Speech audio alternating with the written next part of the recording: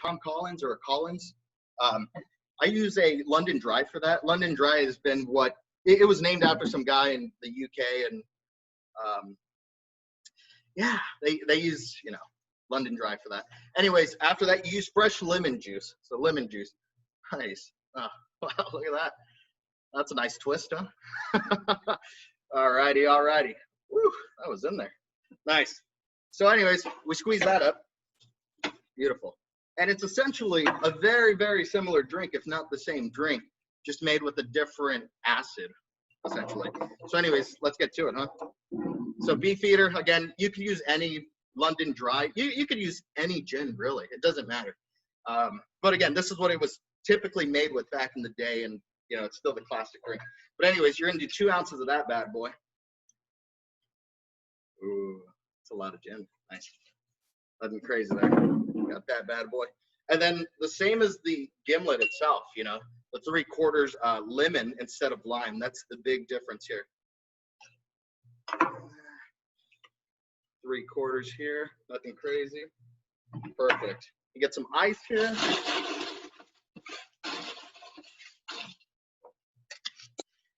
Got your nice seal. Wow, it's lovely. Perfect. And this is a Collins. Ooh, did we get a question, Noel? No? All right. Wow. And questions are encouraged. If you have any questions, let us know. We're here to help. That's great. And again, each gin is different. Each gin is special. Each gin is distilled with different things, and they all have their own special characteristics to it.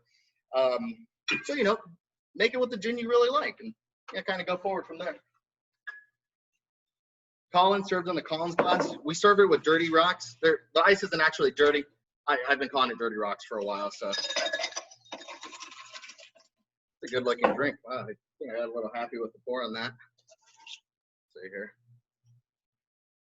Man, that is refreshing. When the clouds clear out of San Francisco, you guys should definitely have a Collins. You know, always garnish it with the lemon wheel as opposed to a lime wheel, as you would a Gimlet. Inside you'll see a Luxardo cherry as the garnish. So, you know, you could kind of play with it. You can make roses and different things. I'm not really that talented. You know, a wheel is perfectly fine for any of the drinks that I've had. So, but yeah, just a nice little drink there. But yeah, what do you guys think? Have you guys messed around with Collins drinks, or have a, you know, a favorite gin for that matter? Man, that came out good. That's a great one. Nice. No questions. All right. Well, the next one we're going to dive into, and I want to do quite a few. That way you guys, you know, if you didn't have one thing but you had another, you could kind of get into that. So anyways, next up we're doing martinis, a club favorite, honestly. It's a great drink. But yeah, let's talk martini, huh? So martinis, you can do them one of 2 ways, right? Vodka or gin. And then there's also another few variables you can do. You can shake them. And shaking them is, again, that James Bond thing. I'll take my Vesper shaken, not stirred, or his martini, whatever the case is. Or you can stir them. I personally like to stir them. When you stir, you don't really water it down too much. Not to say that you're watering it down when you do shake it, but you get a lot more extraction of water from the ice when you shake it up. And you also get those, we talked about the little chips of ice kind of floating on top. You get those as well when you shake them. I'm a purist. I like my drinks, you know, I like them balanced, I like them clean, and I like them quick. So let's do a martini real quick. Beautiful. Okay. Let's get that there. So get your martini glass. I put ice and a little bit of water in it just to chill it. Just an old trick you learn. Nothing crazy. I will, let's see here.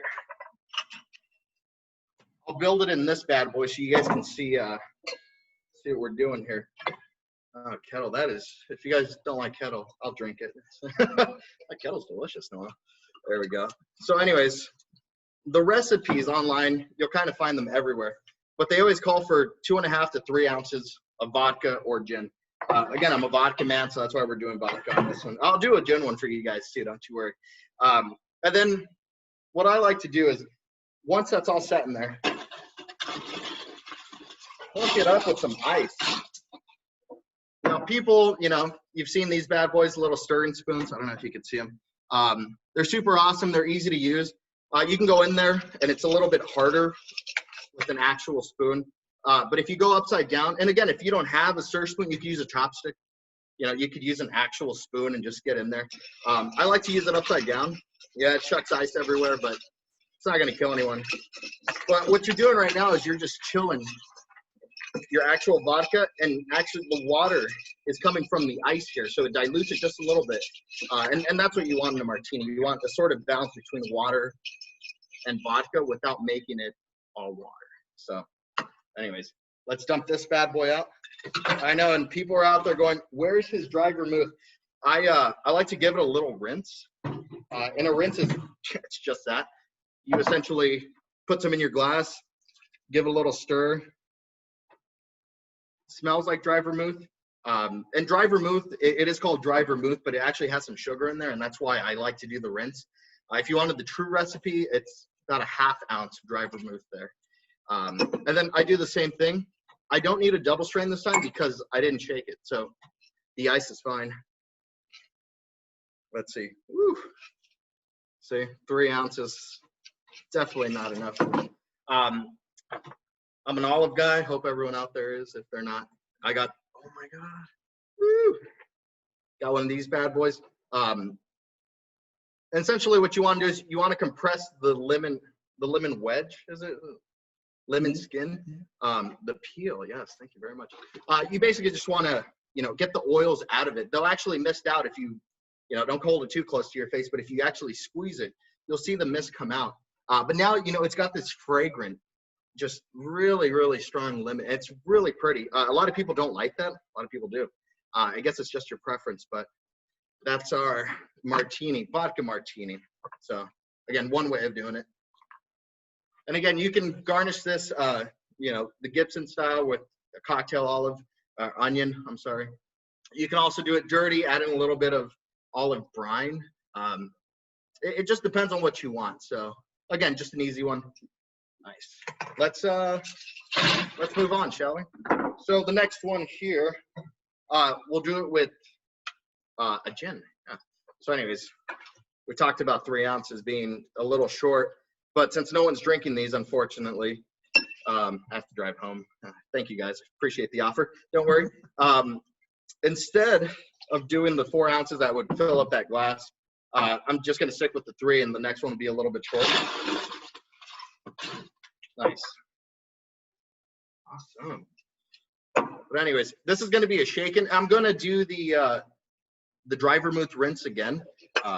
Again, I feel like that's just the right way to do it. It doesn't add any sugar to it, and you really just get the actual spirit and a little bit of water. So I really like it. So, we'll see. Ever see those people with the really fancy shakes? Love those kids. Beautiful. Alrighty. So I didn't pre-chill my glass. Please don't tell my mother. She'd be extremely disappointed. Let's see. Again, that rinse, you want to coat the glass. You don't want to get too much. Again, I'm a purist, but that's just me. You can definitely add whatever you'd like to it. And you can double strain for this one. I would recommend it just so you don't get those ice particles on top. But some people really like that. So, hey, let's rock with it. There we go. Wow. And you see this one actually filled up just a little bit more. And that's that extra dilution that's happening when you're shaking this bad boy up. What should we garnish it? You know what? Should we just? Actually, this really pairs well with gin. I should have done olive with the vodka, but hey, you know what? For the sake of this video, guys, we're gonna do olives. 2 olives because you deserve that second one. Perfect. There you are. But you notice and I don't know how good this camera is. You might see the shards of ice just hanging out on top. And like I said, some people really like that, some don't. I think they're good and crunchy, but like I said, I'm a purist. I really like just the drink itself and really enjoying that. So, yeah, that's an easy recipe. The next recipe, it has 2 names really. The first one's the Sea Breeze, and it's just a drink you have on the beach. You're surrounded by your friends, your loved ones. You guys are hanging out. It's a good time. Man, your friend just won the lottery. I don't know, but it's a good time nonetheless. So anyways, this is a very basic cocktail as well. Nothing crazy. It's more of a build cocktail. And what I mean by that is you just build it in the glass. You don't have to shake it. You can. I don't know if you really want to. You can, though. What does Bob Ross say, Nolan? Something about happy clouds and whatnot. Anyways, this is our sea breeze here. So it's 2 ounces of vodka. Nice. I know it looks like I shorted you, but I didn't, I promise. 4 ounces of cranberry, which is the majority of it, right? And I didn't know how to make fresh squeezed cranberry juice. I'm sorry. That went out the window. And then I have fresh grapefruit juice. I squeezed that earlier. Unfortunately, we don't have one to throw around, but it'll work. But 2 ounces, it's not going to kill us if we just kind of make it. What I like to do is I like to substitute pineapple juice. If you ever get the Dole brand, it really is the best brand. It's the ripest out there. But you can substitute the grapefruit for pineapple juice, and it makes it almost more tropical. But essentially, that's your. Look at her. She looks good, doesn't she? Nice. And again, always taste your acids. I mean, I tasted this earlier. It was fine. It didn't need any additional sugar. It wasn't tart. It was just right in the middle, perfect. The lemon juice was actually awesome. Love that. Let's garnish her up, huh? And again, I'm a wheel guy. I'm very simple, but I like some color to contrast everything. You got to kind of think about that when you're building drinks for bars and you're going out. What do you want garnished on top? But anyways, that's a sea breeze or bay breeze. I guess bay breeze is with Malibu, but we won't get into that. The next variation of that, we call it the Tommy G. It's named after a really cool guy that, he's here every now and then. He's having a good time all the time. But he takes it on a Collins glass.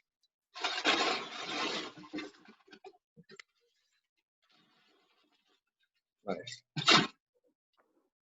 Right on. And I know Sky is his vodka of choice. Perfect. So anyways, again, that delicious cranberry. So anyways, it's about 4 parts vodka,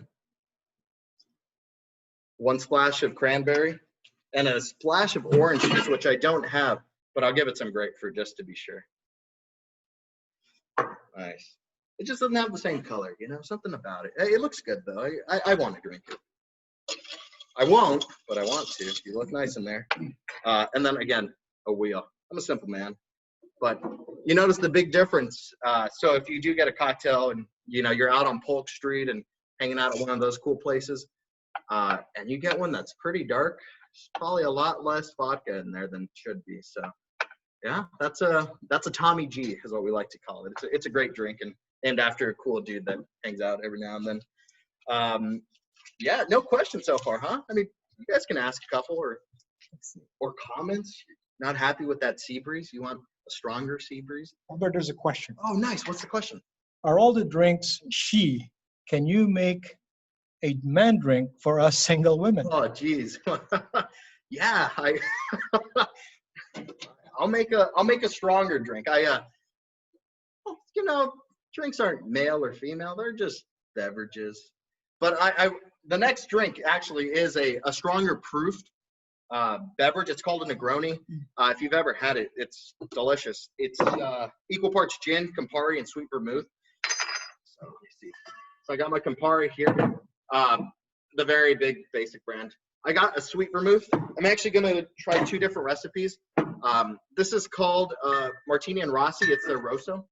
It's very kind of your most commonly found. It's just about in every store, and it's actually pretty good. And then Antica Carpano. This is a sweet vermouth that is just decadent. It's a little bit more elegant. It's a lot softer, but it's very potent when you make it in the drink. Let's see. And I'm gonna use Ginny Gin for this. Like I said, I have an affinity for Ginny Gin. It's very well done. Anyways, this is the Negroni. Here, I'll get these out of the way. And the same thing with Negronis as martinis. You know, you can have them shaken, you can have them stirred. It really is a user preference. So, you know, I personally, I love a Negroni. I drink them too often, but I love it stirred, and it makes it clear. It doesn't cause a haziness, because when you're shaking, you're doing two things. You're incorporating some kind of syrup, something really dense into something very, very light. So you're incorporating those two, and they become one. That's the most important thing. The second thing it really does is it breaks down that ice and it dilutes. And every cocktail needs some sort of dilution. You know, maybe you want a Manhattan. It doesn't need dilution, right? You know, it's a pretty strong drink.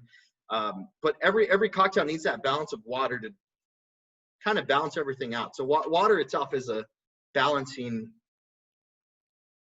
what's the word? I can't think of the word. It's a balancing unit. For this one though, I'll build it in a clear glass just so everyone can see what's going on in there. Perfect. We'll do the first round with the Martini and Rossi.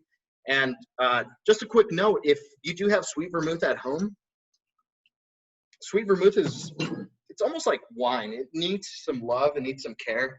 It's very finicky. It doesn't want a lot of heat.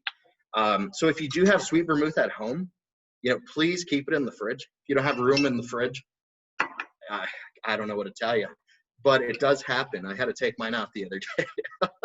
But anyways, I guess the point of the story is, if you do have sweet vermouth at home, you should put it in the fridge. It keeps it fresh. It keeps it very fragrant, and it doesn't blow off. So I've been trying to do that for a while. Some people, we go through sweet vermouth here so quickly, it doesn't matter how we store it. I mean, you know, we keep it in a cool spot, absolutely, but we go through, each bar will do a bottle a night. It's not going to go bad in a day. It's when you have a bottle that's been sitting out for, you know, 2 weeks, 3 weeks, unattended, that's when they start to really sour up a little bit. But anyways, just kind of keep an eye out for that. If you have sweet vermouth at home, treat it with some love. Where the heck? There we go. So anyways, this is the Negroni. And again, the question was for a stronger drink. And I hope this is accurate here. We'll only make one more after this. I don't want to take everyone's day. This has been a really cool happy hour. I've had fun. Nice. And again, you should always taste your drinks. That is excellent. Wow. Wow, that's good. My God, I'm happy about that one. Let's see here. So Negronis, you can serve it one of two ways, on the rocks or up. If you do serve it on the rocks, and the next one will be up, so we can show you both. Try to use bigger ice cubes. It dilutes a lot slower. Kind of, you know, think about crushed ice. It becomes watery extremely quickly, and that's not what you want for your drink. You want to kind of take your time with it. And these weren't filled to the top, so they're a little small, but they'll work. But I hope you can get this in the video. It's extremely clear. There's no ice on top. It just looks pure, and this is in its purest form, I like to say. Typically garnished with an orange. I didn't have an orange at home, I'm not gonna lie. So we're gonna do a lemon skin, lemon peel. But anyways, you want to do the same thing, kind of give it a little bit of a squeeze, and you'll get all that mist out of it. You know, I like to rub the rim of the glass. That way, when someone goes to get some, the first thing they smell is the actual garnish. It just smells lively. It smells fresh, and that's what people want in a bar. You know, they want a very fresh drink. That's why they go to bars. That's why I go to bars. I don't know why. Why do you go to? You know, I was like, wait a minute. But anyways, yes, please garnish. Treat the garnish as a part of the actual cocktail. It really does bring it home. Oh, we're pretty good on time, guys. Wow, shoot. Alrighty, guys. So I'm gonna do one more version of the Negroni, and this will be a better version, I think, because the Negroni, the true recipe is equal parts gin, Campari, and sweet vermouth. You could do 2 ounces all across the board. You could do 1 ounce all across the board. That was 1 ounce all across the board. But a true Negroni, for it to be balanced, you need to have significantly less Campari, and you need to have significantly less sweet vermouth. So what I like to do is I like to actually double my gin portion. So instead of doing you know, 2 ounces of this and 1 ounce of everything. I like to do 4 ounces of gin and then, you know, half the amount in Campari and in sweet vermouth. Again, you could do it any way you like. I feel like this balances out the astringency of the Campari. So actually, for the sake of this recipe, we'll do 2 ounces of gin, and then we'll do 1 ounce of everything else. Nice, look at that. That's beautiful, isn't it? Alrighty.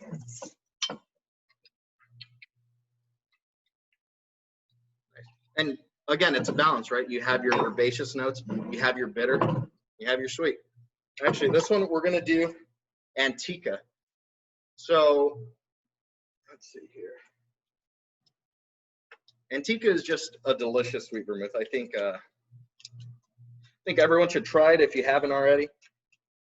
I promise you, I'm not an ambassador for Antica by any means, but I am an ambassador for drinking beverages beautifully and deliciously. And this, my friend, is one of the best sweet vermouths you can find in America. So you notice it's a little bit darker than the Martini and Rossi. So anyways, yes. And I'll keep it in this bad boy. That way you guys can see what's going on in the glass here. You know, give it a little stir. And for those of you who are just joining us now, like a TV show, for those of you that are just joining us now, this is 2 ounces of gin, 1 ounce of Campari, and 1 ounce of Antica Carpano sweet vermouth. Deliciousness in a glass. Alrighty, guys. So I'll grab a martini glass. Nice. So when you serve it up, you definitely want to serve it in a glass that has a little bit less volume. You don't want to look like you shorted the guest or the member. So, but martini glasses are anywhere from 5 to 6 ounces, depending on the actual glass. Ours are 6 here. So you notice this is closer to 5.5 ounces. With a drink like this, if you haven't tried Luxardo cherries, they're out in the market. They're a little expensive, I will admit, but they just add this great little sweet brandy cherry at the end of the drink that just makes it. And it really is spectacular. So if you haven't tried them, please try them. But this is our Negroni served up with a Luxardo cherry or a brandy cherry. So nice. So anyway, stronger proof. I'll do one more, I promise, and then we can open it up to more questions if you guys have any. What are the ingredients for the Negroni and what portions? Oh, nice. Oh, so we had a question about Negronis and the ingredients and the portions. So again, it's the true recipe is equal parts Campari, gin, and sweet vermouth. These are your 3 bad boys. And again, you can use any gin. You can use any Campari. There's about 8 houses that make Campari out there. And you can use any sweet vermouth. It's all up to you. Like I said, I use Antica. I think it has just a little bit more elegance to it. Martini and Rossi is very good, though. You know, not trying to smash that. But it's equal parts all 3. So 1 ounce, 1 ounce, 1 ounce, or you could do 2 ounce, 2 ounce, 2 ounce. So great question, and thank you for that. Awesome. Love that. Perfect. The last one we'll do, and I promise this will actually be the last one. Oh, there's a lot of cocktails here. Oh my God. Put these away. The last one we'll do is a Manhattan. And Manhattans are, you know, not everyone has a ton of bourbon at home. And if they do, it's the one bourbon they really enjoy. So for this recipe, I encourage everyone to really grab a bottle of bourbon, rye, whiskey, blended scotch, a bottle that you yourself enjoy and want to make a drink out of. Again, you don't have to make it, but that'll be fun. But anyways, let's serve it up. I feel like that's the right way to do it. All right, show of hands. How many people have actually been to Manhattan? Let's see. Oh, we got, wow, everyone. Every hand is up. Nice. Now, again, another show of hands. How many people here have been to Manhattan and had a Manhattan? Oh my God, there's a good portion. Beautiful city. Nice.